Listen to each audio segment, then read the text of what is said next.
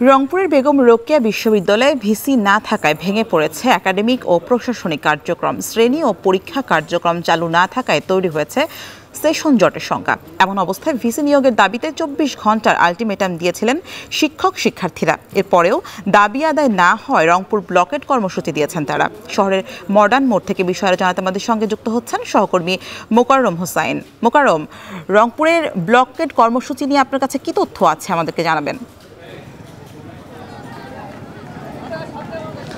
সামনে প্রায় ৪০ দিন ভিসি শূন্য বেগম রোকেয়া বিশ্ববিদ্যালয়ে বন্ধ আছে ক্লাস কার্যক্রম, পরীক্ষাও হয়নি, এমনকি শিক্ষক কর্মচারীরা তাদের বেতন ভাতাও তুলতে পারেনি, যার ফলে ২ দফায় আন্দোলনে নামে বেগম রোকেয়া বিশ্ববিদ্যালয়ের শিক্ষক এবং শিক্ষার্থীরা। প্রথম দফায় তারা ৭ দিনের আলটিমেটাম দেয়, এরপরে সেই আলটিমেটামে কাজ না হয় গত শনিবার তারা একটি মানববন্ধন থেকে ৪৮ ঘন্টার আলটিমেটাম দিয়েছিল। তারা বলেছিল যে ভিসি নিয়োগ না দিলে রংপুর ব্লকের কর্মসূচি ঘোষণা করা হবে। সেই কর্মসূচি ঘোষণার যে সময় সেই সময়ের মধ্যেই তারা রংপুরের যে প্রবেশ মুখ ঢাকা থেকে মডার্ন মোড় সেখানে তারা অবরুদ্ধ করে রেখেছে এবং সেখানে উত্তরবঙ্গের প্রায় ৮ জেলার যে পরিবহন যোগাযোগ সেটি কিন্তু একেবারে ভেঙে পড়েছে। শিক্ষার্থীদের অভিযোগ, ভিসি না থাকার কারণে তাদের শ্রেণী কার্যক্রমে যে ব্যাহত হচ্ছে, সেখানে তাদের সেশন জটের যে আশঙ্কা সেটি আরও প্রখর হচ্ছে। একই সঙ্গে শিক্ষক কর্মচারীরা তাদের যে বেতন ভাতা সেটিও তুলতে পারছেন না।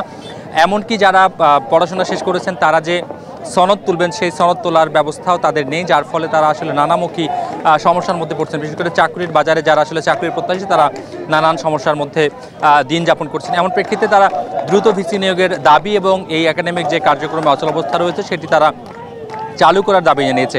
একই সঙ্গে বেগম রোকেয়া বিশ্ববিদ্যালয়ের শিক্ষার যে মান, সেই মান উন্নতিকরণ, গবেষণার যে ক্ষেত্র সেটি বৃদ্ধি করা, বাজেট বাড়ানো এবং শিক্ষা ক্ষেত্রে যে নানা ধরনের বৈষম্যের শিকার রংপুরের বিশ্ববিদ্যালয়, এই বেগম রোকেয়া বিশ্ববিদ্যালয় সেই বৈষম্যগুলো কাটানোর জন্য তারা দাবি তুলছেন। তারা প্ল্যাকার্ড নিয়ে এসেছেন, তারা নানান ধরনের স্লোগান দিচ্ছেন। তারা বলছেন যে বেগম রোকেয়া বিশ্ববিদ্যালয়ের শিক্ষার্থী আবু সাঈদের নিহত হবার মধ্য দিয়ে মূলত আন্দোলনটি প্রকট আকার ধারণ করে। তারা সেই আবু সাঈদের ক্যাম্পাসে কেন বৈষম্য হচ্ছে এমন প্রশ্ন তুলে তারা বক্তব্য দিচ্ছেন।